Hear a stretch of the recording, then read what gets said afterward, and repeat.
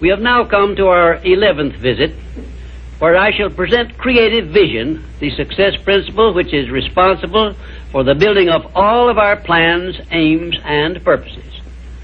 It has been said that the imagination is the workshop wherein we fashion the purposes of our brain and the ideals of our soul. I do not know of a better definition of imagination than this. There are two forms of imagination. First, there is synthetic imagination, which consists of organizing and putting together of recognized ideas, concepts, and facts arranged in a new combination. Very seldom does anyone create an idea or anything else absolutely new. Nearly everything known to civilization is but a combination of something that is old. Secondly, there is creative imagination, which operates through the sixth sense and has its base in the subconscious section of the brain and serves as the exclusive medium through which basically new ideas or facts are revealed. Let me give you some examples of synthetic imagination in action. 1. Edison's invention of the incandescent electric lamp was the creation of synthetic imagination because it was created by bringing together in a new combination two old and well-known principles. 2. Clarence Saunders' idea on which the Piggly Wiggly store system was based was the result of synthetic imagination because he merely borrowed the self-help cafeteria plan and introduced it into the grocery store business.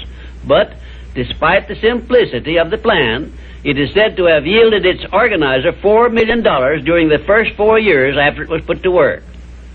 3. Henry Ford's first automobile was created through synthetic imagination by the simple procedure of bringing together the well-known method of transportation, the horse and buggy, and the steam-propelled thrashing machine. Both ideas were old, but it remained for Henry Ford to combine them in a new method of use, and he made himself the most distinguished industrialist of his era by his achievement, not to mention a fabulous fortune. 4. The man who dipped a hunk of ice cream in chocolate, placed a stick in it for a handle, and called it Eskimo pie, used synthetic imagination and started a new industry which still has a widespread outlet and grosses annually a huge sum. It is safe to assume that the creator of this simple plan of merchandising was well compensated for his use of his synthetic imagination.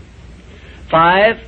F.W. Woolworth made use of synthetic imagination by the simple procedure of setting up a retail store in which a large variety of merchandise retailing at 5 and 10 cents per item was offered to the public, and lived to see his merchandising innovation start a series of similar retail stores which gross annually many millions of dollars in sales and made Woolworth rich in the bargain.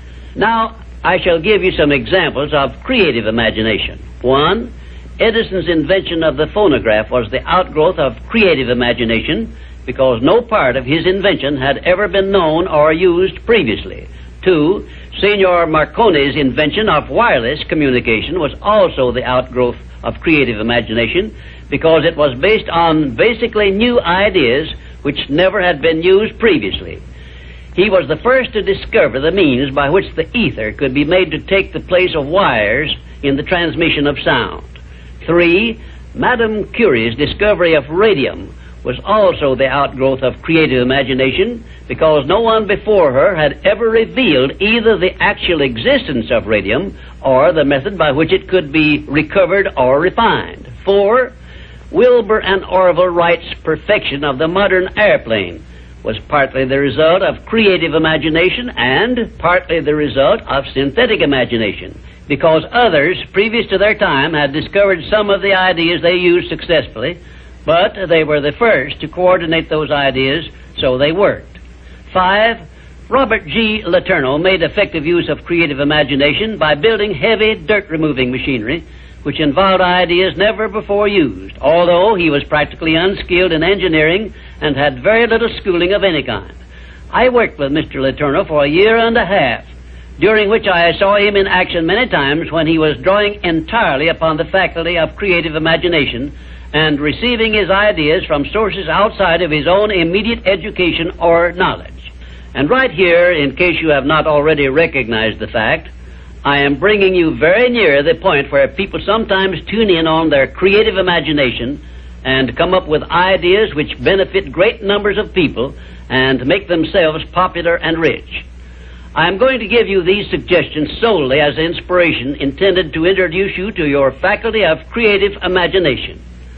All the good ideas have been used up, did I hear you say? Quite to the contrary, the best ideas are yet to be revealed and put into service of mankind. There are no more opportunities to become rich, did I hear you say? If you will give me an acceptable plan for influencing married people to adopt and use the mastermind principle in their domestic relations, you may benefit many billions of people in homes where harmony does not now prevail, and make for yourself a reputation worthy of a king's ransom. If you have a better idea or plan for the use of salesmen in any field of selling, your idea may help millions of salesmen to increase their incomes and bring you a reward worthy of the value of your idea. I am still talking to you about exercising your faculty of imagination, but I am limited as to the number of ideas I can give you in so short a time. But I will give you some more useful ideas in my next visit. Imagination is a trait which becomes alert only by constant action based on the success principles I have described in these visits. You are the one who must supply this action.